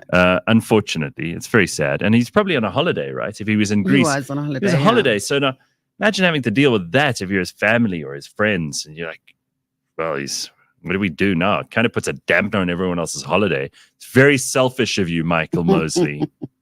So again, ladies and gentlemen, if we've learned anything, it is that you should not go on hikes or runs. Not in 47-degree heat. No, don't run at all. And don't hike. It's pointless. Okay? Yeah, pretty crazy. Or am I being very silly? Look, no, you're not. No one should go on a hike in 47-degree 47 weather. degrees. Yes, that's warm. And then this is an interesting thing too. Also in the news, adults and teens concerned about their screen time are turning in their smartphones for dumb phones. You know what these are? Yes, like the old Nokias. Yeah. So according to a study by Harvard University, using social networking sites lights up the same part of the brain that's also triggered by taking an addictive substance. We know about this. It's raised concerns that the youth are adopting terrible phone habits. So in the UK, they have estimated a quarter of children age 5 to 7 years old now have their own smartphone. I mean, if you're a parent who's giving a 5 to 7 year old a phone, you should go straight to jail. Straight to jail. Yeah, that's not really that good, is a terrible time while your brain's still soft for you to be allowing these kids to use a smartphone. What an awful idea. Anyway, links have shown some studies between the use of social media and negative effect on mental health, you don't say, especially in children. Some campaigners want age limits to be introduced for smartphone use. Others are choosing to swap their smartphones for much simpler devices called Dumbphones. And these have no apps on them. Yeah. You can use them to call. SMS. And I think SMS, and that's it, right? Otherwise, they just don't have any functionality. Yeah, you can maybe take a photo. My aunt's got one of them, and I've actually forgotten how to use them. Every time there's something wrong, she hands it over to me, and I'm like, I don't know how to use this phone. Do you remember how you used to, with SMSs, you would have to use the same button for P, Q, R, S, right? It's really difficult. So I think in some ways it'll maybe develop some other skills for them, but I'm not surprised that people are turning to these dumb phones. I mean, a 5-year-old? No, that shouldn't be happening. Surely. Carl wants to know, are we all going to ignore the fact that the water sommelier we had on was a smoke show on Friday? Yeah, she was very attractive. Gorgeous. It's the first time I've seen her. You know who we're talking about. Yes. What's her name again? I follow her on TikTok. Candace. Yeah. She's great. And I didn't know, listen, I was very annoyed on Friday because we had all those sound problems. So I was probably not in the best space to be like looking around at what was hot. But she was also fascinating. I mean, she really knows her stuff. Yeah. So there we go. Apparently in the comments, people are saying the supermarket is the most dangerous place in the world. 98% of everything in the supermarket will kill you. That's John Bad Dog. I think he's being sarcastic, but yes, a lot of it will clog up your arteries, bring on a heart attack. Listen, our supermarkets are still better than the US, though. And what, with processed foods? We've got more fresh stuff than them. You think so? Yeah, absolutely. Okay. And even the UK, I think our basic supermarkets still make you have to find ingredients and cook something. You know, you can't really always go in and buy something ready-made. Yeah, look, the processed foods thing's fascinating. I interviewed Johan Hari, who's written this book called Magic Pill. We're going to be playing it out probably this week. I'll let you know. Don't worry. I'll make sure we give you all the warning that you don't miss out on it. But he's written this book about Ozempic and kind of what the weight loss situation is like now for people, especially if they can afford these drugs, which actually they don't do anything inside the body other than make you feel full so that you don't want to eat anymore. So they directly affect your intake and your feeling of hunger or satiation, which is, I think, fantastic, because for many people, that's the hardest part of the process, is like, I can't say no to my stomach or my mind. You know, I need to eat now. And even if you're full, that need to eat now, or I feel like snacking now, people give into that. Yeah. So it's fascinating to hear that. And he says, obviously, you know, there is a certain amount of culpability in the market, in the food industry, for providing these ready. You could reach out in your house, grab something that's bad for you, start munching on it. Most of it's processed. It's really bad for you. There's nothing you can do about it if you don't have the willpower to say no. Yeah, but it's also how much of this it changes down the line. You know, having a glass of wine a day used to be good for you. Now they've said it's definitely not. Oh, yeah. Having coffee, good for you. Now My they're favorite saying one it's not. is butter margarine. Butter and margarine. I mean, they've been telling us, you know, polyunsaturated fats are fine, but saturated fats are terrible. Then margarine was just basically plastic in a tub. Then butter's bad for you because it contains this and that and the other. I read an article this weekend that flax is not good for you, that chia seeds are not good for you, that but they've been telling us to put that on everything. Exactly. These superfoods. They're saying goji berries have these enzymes in them that are not good for you. So all those traditional superfoods, never know what to believe. Never. Now they're saying MSG is not bad for you. It's the Americans who were, because a lot of Chinese products have MSG in them. And Americans were trying to make out that MSG was bad for you, but MSG is apparently not bad for you. There was an article this weekend on some processed foods aren't bad for you. So it's just, goodness me, we will never know. A lot of inputs there. So much. Luando says, people have no idea that the solution to overeating, this is according to Luando, is drinking water. Test yourself to drink water the moment your brain says, I want to eat more. Yeah, a lot of the times it's that you're actually thirsty or dehydrated, and it brings on a confused feeling of hunger. Jeremy says, face filler demand is escalating to counter the Ozempic face. There's an Ozempic face? Yeah. Oh, I wish I'd heard about this before. I would have asked Johanna about it. Damn it. It's just means that your face has become thin and gaunt. And it's due to very fast weight loss. So your skin isn't able to keep up with tightening itself along with the loss, because the loss is so fast. So it's nothing, it's actually like a bullying thing that people have got. As soon as someone loses weight, they're like, oh, Ozempic, and they're going to have a Ozempic face. Would you do it? Or take Ozempic, 100%. And I'm actually, you're thinking in the market for it, because I'm cool. Either hypoglycemic at times and now leading into insulin resistance. Go for it. So 100% I would. But no, it's this whole bullying thing of people thinking it's the easy way out. They don't like the fact that a woman loses weight so quickly, or a man. So they're pointing out their Ozempic faces. Let me tell you, if you're going to lose weight any way you can, I'm in favor. I'll be on your side. And their worst Ozempic face is Sharon Osbourne. Her face is what it would look like. No, but Sharon Osbourne's had way too... No, but she's had so much plastic surgery. She's also so old. What do you think she's going to look like at that stage without fat in her face? Sharon Osbourne has had enough plastic surgery for 200 people. So yeah, and she'll admit it. That's not the Ozempic. She looked like that before the Ozempic. Right? No. Yes. No, there's a huge difference in her face. She looks 1,000 years older. Okay. So Kala says Ozempic will take away your enjoyment of food permanently. Permanently? I don't know. You know that for some people it doesn't work at all. So you've got to remember that too. There's a percentage where it does absolutely nothing. And then there is a massive side effect, which is affecting a lot of women, where they actually feel like they're crawling out of their own skin. Some people are saying that Kelly Osbourne looks even worse than Sharon. Oh dear. I haven't seen a picture. I haven't seen Kelly for years on TV or anything. Yeah, I saw her recently. What's she up to? She looks okay. She doesn't look so terrible then. Never. If you never say so, I'll take anything your word amazing. for it. No, she doesn't look too bad. Really? Okay. All right. Then one or two quick other things. So, James, I sent you the video of the Canadian Grand Prix singer. Have you got it? Loaded. Okay, just take a look at this. This is. I don't have sound, unfortunately, but look at this. They're all standing singing, and then there's the creature. Look. You said a leotard. You mean like a unitard? Well, I don't know what that is, but there's the creature.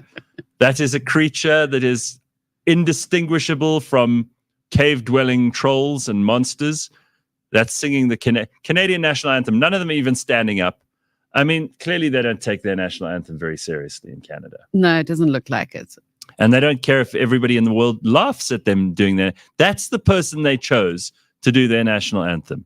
So all those embarrassing ones we had, including when Art Matthews sang it so badly. Do you remember that? Yeah, gee. There have been 1,000 examples of like bad South African anthems, but this, I mean, the singing is very average, but look at that. Just have a look. What a mess. Even the guy on the guitar is hilarious. Oh, it's awful. Like he's just learned how to play. God, Canada's so woke. Oh, I hate it. I promise you. Like, I know that they've got their 2 weeks of summer now. Somewhere between now and a sliver of sun. Yeah. So you know how cold you are when you wake up this morning in like Johannesburg, Cape Town, Durban. Durban's never cold, but you know what I mean. Like that's a pleasant day in the middle of the year for Canadians. Not great. Yeah, that's a pleasant day for them. And then they have to look at things like that, singing their anthem. What is it? What is it? What is that? Gareth. And it was shaped, you know how some people, they say, are pear-shaped? It's not even pear-shaped. It's I do not know a thing that is that shape. Well, it's egg-shaped, but with a belt. No, it's not even egg-shaped. That's all it is. No, it's like, not. It's like putting pants on Humpty Dumpty. It's shaped like a yam, like a gourd. A gourd vegetable. A gourd, yeah. Look at it. Look at the shape. What's that? That's a gunt in the front there, isn't it? That's a gunt. It's called an apron belly. That's a gunt. We all know what a gunt is. Did you see, by the way, at the Comrades Marathon, since this is why we're... An apron belly there. No, let me tell you. So the mayor of Pietermaritzburg, or the, what do they call it? The Umsunduzi municipality. Oh, okay. Right? Something like that. This mayor, obviously like fat on tenders, right? This guy's been chowing the tenders big time. He had a big gunt that hangs right over, almost like it almost hits his knees. Wow. And he's tried, obviously for the ceremony, he realized, he had to get up, right? So he's like, I have to get up and go to this stupid ceremony and hand over these awards. So you could see like he put on a belt for the first time, or maybe two belts. There was probably a buckle at the back as well. And he had to go and present these awards. I just think it was so ironic. You've got like these super thin runners who have about 3% body fat. And you've got this guy who's got like 9,000% body fat. And he's handing them the medal. He's like, well done. But he's like struggling to breathe just to lift his fat arms to put the thing over the people's heads. Not a good representative to send, yeah. And he puts this thing over and, it's just revolting. And what did you call it? An apron? Apron belly. It's a common thing. And I prefer the word gunt. I'm sure you do. Oh, that's great. Anything else you want to get into? No. We're having a lot of fun this morning. Well, I mean, besides the boogeyman burglar. What's the boogeyman burglar? Wait, stop the press. Everybody, stop whatever you're doing. We're going to find out what the boogeyman burglar is. And then we'll get to our guest. Okay. Yes. Why it's, I don't know. We say boogeyman in South Africa, right? Yeah. But it's spelled bogeyman, and the Americans say bogeyman. Sure. But anyway, the boogeyman burglar was jailed. This is a guy in the UK. So this family goes out. What does he run up to them before he steals from them and go boogaloo? It's 1,000 times worse than what you're thinking right now. Okay. 1,000 times. Go. this family in the UK goes out trick-or-treating with their little kids. But it's not Halloween. This is the first problem. It's Halloween. But not now. This must have been last year. No, he's now appeared in court. Oh, so this happened at Halloween. He's been jailed. He's been sentenced. You made it sound like it happened yesterday. All right, sorry. This guy, Ahmad Hassan, right? All right. Enters into this family's house while they're out. Yeah. Family comes home and the house is ransacked. They think, well, we've obviously been burgled. They did leave the door open. Small community. No worries. Everyone you know is on the street. Yeah. And then one of the sons found him under his bed and came out and said, Mom, there's a boogeyman under my bed. I hope they shot him in the head. Guess what? He was found wearing nothing but the child's orange underpants. Perfectly sane. Would have been better. So, yeah, there were all toys strewn about, wet clothes all over, and there he was lying like a starfish in the kid's underwear. Anyway, so he's been sentenced. Thank goodness. He denied everything and was found guilty in just 40 minutes. Denied everything. Yeah. I mean, how? I didn't go to the house.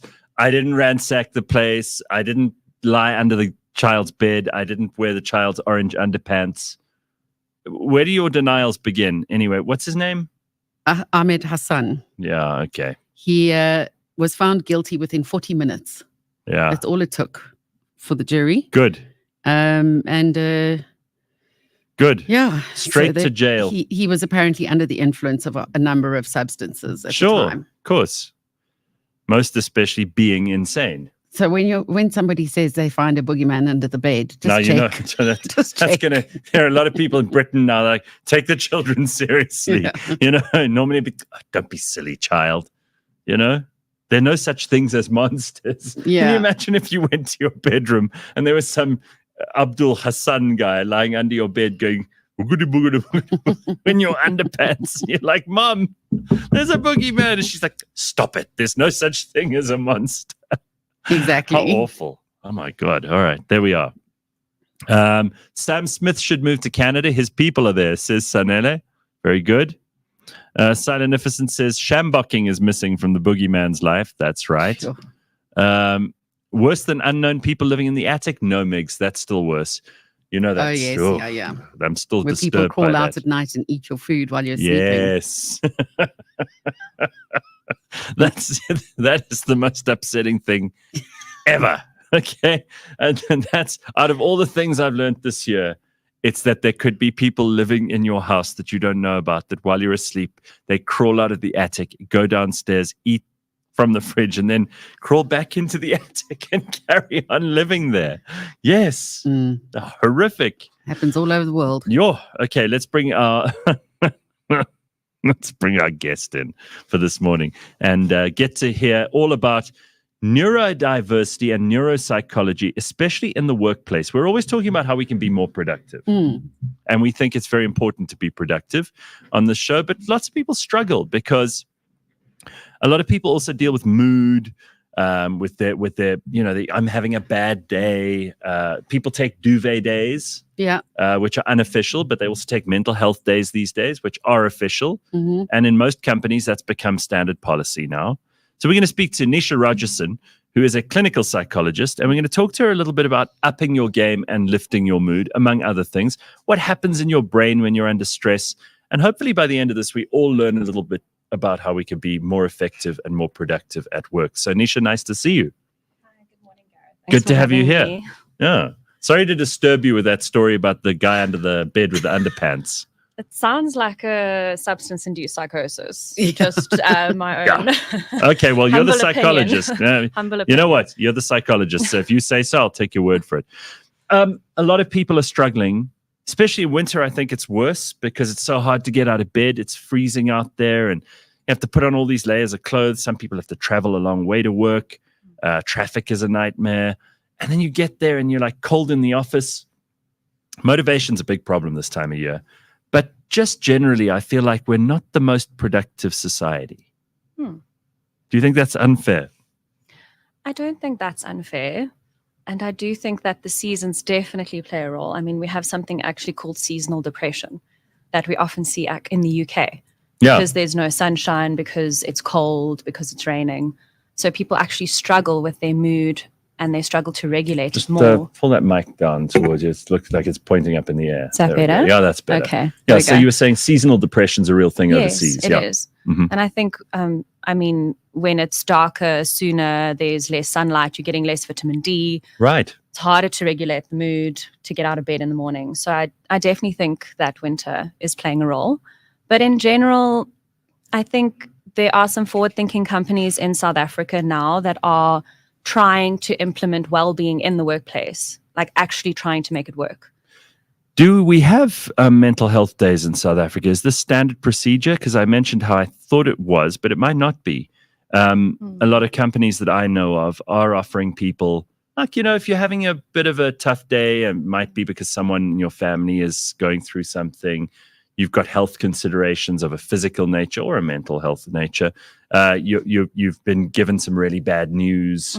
There are all kinds of reasons why people might need a mental health day. Do we have that as a standard policy? Would you like to see it become standard policy?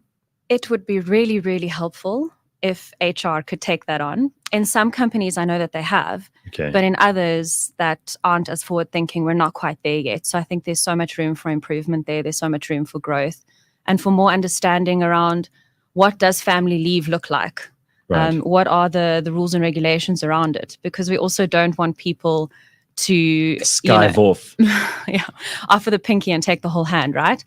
So we've got to be watching for that as well, because I think it does take away from the incident where you actually do need bereavement leave, or and I think there needs to be conditions there, right? Like, are you seeing a therapist to help you move through this?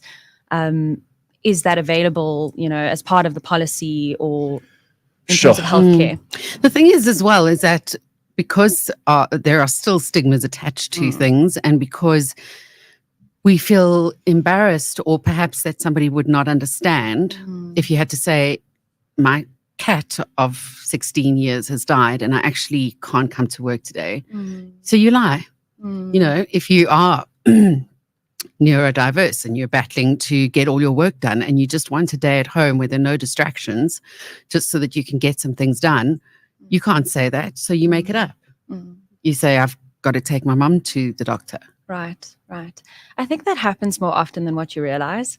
And what I've seen with patients that come to see me that are neurodiverse is often we end up actually writing HR a letter where we request things like noise cancelling headphones or a quieter space, especially in creative open plan offices where a phone's ringing, someone's shouting, someone's playing music, and it's really vibey and it's wonderful for neurotypical people. Like, they actually gain energy from that, but somebody that is neurodiverse is easily overstimulated.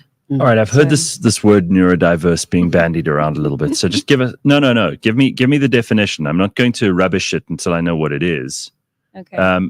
So what does that mean when you say neurodiverse and neurotypical? Is this nonsense like cisgender and transgender, where they've made the normal people have to use an unnecessary adjective, or is this a real thing, a category description of a number of things that people are struggling with, suffering with, that we need to understand so we can get the best out of them, as to they can have the best life possible for them as well? So I think we need to be very careful, because it started out, the word and the term neurodiversity started out to take away from the stigma of people that were on the spectrum. Like autistic people. Yes, autism, higher functioning autism like Asperger's, ADHD, ADD is also considered neurodiverse. Dyslexia is actually the most common form of neurodiversity that we see. So it shouldn't be a catch-all phrase, and there is a concern that it is becoming that, right? Anyone that is slightly overstimulated, and in our world, it's quite easy to get overstimulated, right? We're on smartphones 7 hours a day, that kind of thing. So we do need to be careful that it doesn't become a catch-all phrase, and we actually negate to see what neurodiversity really is, and that there are real struggles that affect almost every area of their life. And it's quite intense to actually make that diagnosis. It's not even made by just one professional. It's a team. And there are a battery of tests. That It's also an industry now, because this is a way to prescribe a ton of medication. And there are obviously pharmaceutical companies are very interested in that. And the therapy business is a huge business now, because everybody needs a team of therapists to help them through the day. I am concerned that we are, like humans have become so weak that we now need to hold their hand to do basic stuff like get up and go and do a day's work. And this is not good. No. I don't see a very prosperous and happy future for humanity if we need to be coddled every step of the way through life. And the tiniest inconvenience or misstep puts someone in a position where they're suffering from PTSD for 3 years after the fact and can't go to work and get a sick note. I mean, that's the extreme on one hand. And the other hand, it's like you can't not care at all. You can't not care at all. If you've hired people and you need them to do a specific job and they're struggling with something and they really are the best person for your company and for you, you want to help them along. So it's somewhere in between those two things. But you can understand why I'd be skeptical about, here's another battery of tests that comes in. Eventually you look at this person, you're like, you're too much hard work to employ. And you're meant to be doing the hard work. Instead, the hard work is you. I hear you. I hear you. Look, I think everything in moderation, and we need to find some balance, right? So we can't be coddling people, but we do need to be building resilience, like especially in the younger generations. Right. What we're seeing coming... Gen Z has entered the workplace. And it's getting complicated. So how do you build resilience? Because up to now, what we've been doing, what parents have been doing, what therapists have been doing, is they have been coddling these people. They've been telling them your feelings are all that matters. If you feel bad, then that's the truth. Stay at home if you need to. Let's hold hands and work through this together. That's not building resilience. That's building weakness. Resilience is built when you have to come up against tough things. So how do we do that? So we need to empower. We don't need to wrap them in cotton wool. Beatings. Should we have work beating day where everybody gets together and like the boss beats you with a stick? What a great idea, Gareth. That'll build some resilience. That's a lawsuit waiting to happen. So I would say no to that. But damn. Empowering people to actually use tools that work for them. So learning how to emotionally regulate is a skill that children need to learn, right? We're teaching it to adults as well, of course, but from a young age, we need to learn how to regulate our emotions. We can't learn that How do you teach kids that? I mean, I'm not a parent, thank God, but if I were, the poor child would probably be traumatized. So how do you teach kids to emotionally regulate? Okay, so I'll give you an example of an exercise that I do with my patients, and it is around mindfulness, which you're probably not going to love. No, go on. But it's not about what I like. So in terms of mindfulness, we learn that we can actually observe our feelings. We don't need to get carried away with them. We don't need to go along with them to the extent where they control us. So an example is emotions will come in waves. They'll come and they'll go, and they'll crash and they'll recede. You are not the wave, you are the surfer. Yeah, but look, I'm 46 years old, and it's taken me a long time to understand that what you're saying is true. Yeah. And I do believe that to be a fairly accurate way of explaining how you can overcome and ride those feelings and not be of them all the time. But I'm 46 years old. There's no way you can get that into the 12-year-old's head. Can you? So when they what are these Jedi mind tricks that 12-year-olds have learned suddenly? No. So when we're doing things like play therapy, for instance, we do allow the feeling, but we don't allow the feeling to overcome them to the extent that they can't regulate again. Right? So we teach breathing exercises. We teach them that it's okay to feel that way, but we can move on from this. It's not the end. So no beating. No beating. This isn't going the way that I'd hoped. In the workplace, what are you? You're not allowed to do any beatings there either. What can you do Like, what can you do if someone is just an emotional basket case? And listen, we have big problems in this country. I'm not making light of this. We have people who come from very abusive backgrounds. We have people who are dealing with enormous difficulty from a resources point of view, from a support, from a trauma, love, from a health, from all kinds of different things. How do you bring those people? How do you bring the best out of those people without, again, having to get involved in every aspect of how horrible their lives are? Because workplaces are not like proxy parents. You know, as a workplace, you're not there to solve everybody's problems. You're there to get a job done. Right. And as much as it's about building people, and we've got these huge HR departments now in major corporations that do like wellness days and all kinds of things, that's not the business. That doesn't make the company any money. That doesn't help with the bottom line. In fact, it costs money. And because we've got this really dodgy society where people have been raised like wolves, the company has to take on the responsibility that the parents never did, or that the community never did. And that doesn't seem fair to me either. I hear what you're saying. And you're right. Our society experiences an extreme amount of trauma. Yeah, especially in South Africa. Yeah, right? Yeah, like capital T trauma. Yeah. So I do think that there needs to be some kind of understanding of that in the workplace. But I don't think that we can pander to everybody's needs all the time individually. I think that we don't have resources for that. I don't know if any company has resources for that. And therapy is expensive. Yeah. And, you know, taking care of each individual person would be extremely expensive. So in my mind, like grassroots level, there are certain things that we can do to help people learn to regulate their nervous system. And that's on them to do, right? We can provide the information, we can do some of the training, but the person has to take that on. I suppose just like coming to therapy, like if you don't show up and do what you need to do, it's not going to work.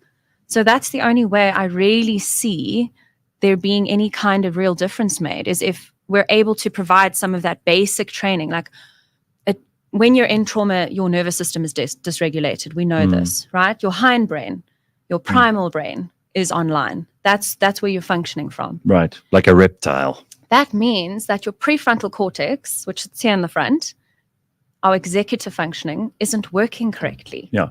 Right? Well, there was a guy, we showed a video earlier of a guy who's like on top of a bus in KwaZulu-Natal. He's riding on top of a moving bus. That is all reptile brain going on there. There's no executive function there. There's none. Wonder if that's even reptile brain, because reptile brain is about survival, and that sounds really dangerous.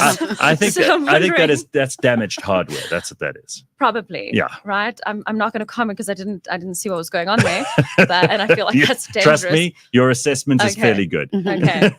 So when we're in survival mode and we're dysregulated, we can't actually regulate our emotions. We're in a mode of constant stress, and what people now call chronic stress. Right. That means it actually impairs our cognitive functioning.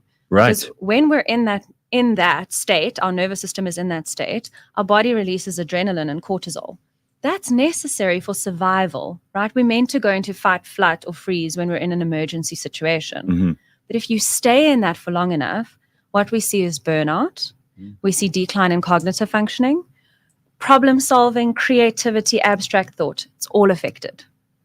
So that's why the workforce... That's horrific, because that's what we need from people. Right. Yeah. Right. So if we can regulate the nervous system, and there are some really basic things that you can do to regulate your nervous system, right? We have something called the vagus nerve in our brain. If we can stimulate that, deep breathing exercises, proper exercise, good nutrition. So you know what I loved about what you said just now, Nisha, is that it's on you, right? And I think taking personal responsibility is such a big deal in this country and all over the world, frankly. I mean, everybody has become comfortable with the idea that we can wake up in the morning and we can blame the weather, the government, our boss, our parents, our bank balance, our genetics, overall health, our genetics, whatever. People are like, I will look for an external locus of responsibility for everything I possibly can. And I won't do any of the hard work myself on trying to make the best of whatever I've got, because frankly, you're alive, you're conscious, you're already a million times luckier than all the other animals and plants on earth. Right. So get on with it. You've got functioning limbs, you've got a brain that seems to work most of the time. There might be some dysregulation, and there might be some very, very serious complications for some people of a psychological kind, of a chemical kind, of a biological kind. You feel better than most of the population of the world. But you can take responsibility, and you don't need to medicate hugely. You can start off with breathing, as you said. It sounds silly to some people, but that's really important. Like, if you're not giving your brain enough oxygen, everything's going to go worse. So breathing is one thing. Talking to people, and I don't mean just like mouthing off about all your problems. No, building a support network. And having people in your life you can rely on, right? And those could be people at work. Frankly, many people find work a pleasant escape from what kinds of things they're going through at home, and vice versa. Some people find home the pleasant escape from things they're going through at work. But hardship itself is probably a bit character building and shouldn't be disregarded completely. I agree with you. And I think it has a lot to do with perspective as well. And I think you're only as happy as your mindset. And you have got control over that. We talk about the cognitive triangle, which is thoughts, feelings, behaviors. And when I ask someone, where do you think we're going to intervene? They always go behaviors. I'm like, okay, have you tried to recently break a behavior that you've been, a pattern of behavior that you've been in for 30 years? And they're like, yeah, it's really hard. And I'm like, exactly. So don't start there. Also, have you tried to tell someone to calm down that's in a state of panic? There's your feelings, right? It's like right? the worst thing you can tell them. Do not do that, right? It's going to make it worse. Doesn't work. Thoughts is where we start. But then you have to get them in a place where that executive function, that frontal brain, is engaged. Exactly. And for most people, that's a very difficult thing because on the we're on day the hamster wheel. Yeah, and that survival stuff that you're talking about kicks in. Yeah. I mean, look at Leigh-Ann. Her frontal brain hasn't worked for several years. Well, now. It didn't for a while. I was in a state of survival. With traumatic events happening in the family and financial issues. And it's like Maslow's hierarchy of needs. You forget about the stuff right at the top. There's no ways you can get there. Right. You need to just focus on breathing, eating, sleeping, those basic things before you can even think creatively. How do you think creatively, basically, on an empty stomach or being absolutely afraid of who's following you? Right. You can't. So we go back to the basics. If someone appears in my office and they're like, I'm so burnt out, I can't anymore. I'm like, okay, let's slow down, go back to the basics. And then also during your day, what's quite important is people think they need a huge increase in salary and a really long holiday. Great, cool. Obviously, we'd all love that. But that's not always possible, right? What you can do for yourself during the day is small micro moments, small breaks where you're actually not on your phone, where you're not having conversations with anyone, where you're actually focused on regulating yourself again so that you can keep going for the rest of the day. Because days are intense. They're meant to be like that. Right? Take a breather, literally, very literally. A smoke break without the smoke. By the way, someone did say in the comments here, Leigh-Ann's reptile brain is the part that slams her fingers into doors. That's true. You see, when I'm not, that happened just the other day. When I'm not engaged. It's not a lie. But that idea of using the coffee break, like you've just sent 10 emails, you've just had 3 meetings, your day's been really intense. You've argued with people. You've had to be really, really vigilant because people are blaming you for things and shouting at you and all kinds of terrible things happen. And you take that break to just have a cup of coffee. And then what do? You go on your phone and then someone's sending you a message like the kids have to be fetched. One of them is sick or something else is going on. You're like, it's too much. Just put the phone down. Let the kid figure itself out because sometimes you can't solve everybody's problems. And talking sometimes about boundaries now. yeah. And just actually enjoy your coffee and look at the view or get out of the building. Or if you're a smoker, have a cigarette or whatever you do to just clear your brain, because otherwise you're going to be overwhelmed by the time you get home, that makes you even worse for everyone that you really love. You're going to be no use to them, and grumpy and unhappy to be around, and demonstrative and all of that stuff. It sounds to me like we don't create terrific environments for people, either at work or the in-between stuff. Sitting in traffic makes a lot of people tense. So you have to create those moments for yourself. When do you see people breaking through and having an aha moment and going, okay, I can actually handle all of this. I can handle almost anything that gets thrown at me now. How do people get to that level? Sure. It's a tough answer because I think there's so many different examples of that. But one of the first things that come to mind is when they've managed to build a proper support network. So I think we can almost cope with anything in our day if we have someone, or a network at least, that we can rely on, lean on, talk to, that we don't feel alone in it. And like you said, it can be a colleague, it can be someone at home, it can be a friend. But what I often see when people really break and when they really struggle to put things back together is when they feel isolated within the trauma or the stress or the financial issues or whatever is going on for them. When people really struggle is when they feel alone in that. And if we can try and lean, because often people go, oh no, but I am alone in this, there's no one I can really talk to, there's no one. And as soon as I start asking other questions like, okay, but when last did you feel like this, and who did you speak to, and how did that feel? And then we start to build that network again. And people feel very isolated in this world nowadays. Yeah. Right? Yeah. The way that society is set up, the way that work life is set up. And technology, it gives you the illusion of being connected, but you're not really. No. I mean, a lot of people are on their phones the whole time. They're talking to people, having conversations, but they're not really engaging because those people aren't in their physical world. No, and it's an energy. Give and take. It's like it's a fake. It's a really bad substitute. It's like something I saw yesterday when someone says to you, "How are you?" and you say, "Well, for the purposes of this conversation, I'm fine. So let's move on." When someone says that, I go, "Thank God." You're never just fine.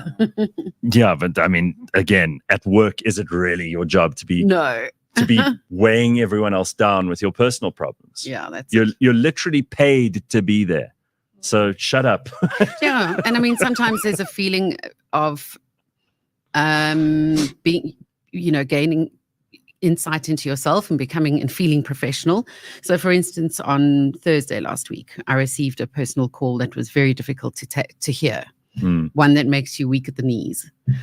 And I had to take myself away and have a cry, regulate my emotions, tell myself that I could only think about this to a certain extent and I would continue the feelings when I got home.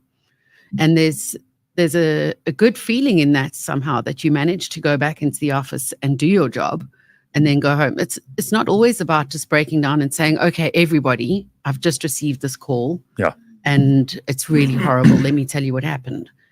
Sometimes it's a good feeling to just do your work, be professional and deal with it when you can and rely on that network when you get home. And that's called resilience. Resilience. What you've just There you described. And by the way, ability for anybody to who's worried, the call was about her itchy nipples. That's the There is no cure. that was the hard personal call. Hard news made me weak at the knees. You can see I take these things hugely serious. I see this. I'm very good at this therapy stuff. I'm trying my best not to laugh out loud, but Have you ever had a psychopath like me in your rooms before? Anyway, no. Billa says, my teenage son is non-verbal autistic, will never be employable. We have no choice but to tough it out and hash out an independent survival plan for him. We don't expect society to do a parent's job. I mean, that's really tough. That's really, really tough because, again, nobody asks for this. Nobody, builds this in as part of their plan. And now, I mean, I've got a friend who's, he and his wife are tremendous people. They would never have, have done anything to deserve, if that's even a thing, the situation that they've got where their eldest is quite severely autistic. So he struggles with communication. It's hard for him to socialize. It's hard for him to explain what he's going through, what he's feeling, what he's actually understanding about the world. And they have to be able to change things around, be flexible. At the drop of a hat, things could be very different today to the way they were yesterday. And that's got to be very, very difficult for someone like Bila too. 100%. That's that neurodiversity you were talking about. Right. And I think that this is where it becomes important to go, this is a real thing. There are people that have real struggles. And it doesn't just affect the person with the diagnosis. It affects the whole family, right? The whole system has to support, has to get, psychoeducation around how to manage meltdowns, how to help the person that's struggling regulate. So we call that stimming, right? When they rock or when they play with a therapy dough, or there are a lot of things that can help, but the whole system has to get involved. And I think that we take away from that understanding when we go, oh, everyone's neurodiverse.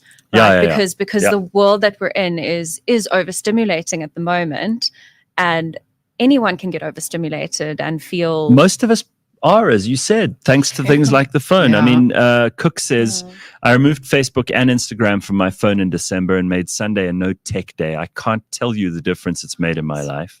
That's amazing. Well done. Rian says, surround yourself with good people all the time. And that goes to what you were saying about not being alone and having to deal with stuff on your own. Carl, however, says, when I ask someone how they are, I almost never actually care. It's just a box ticking exercise.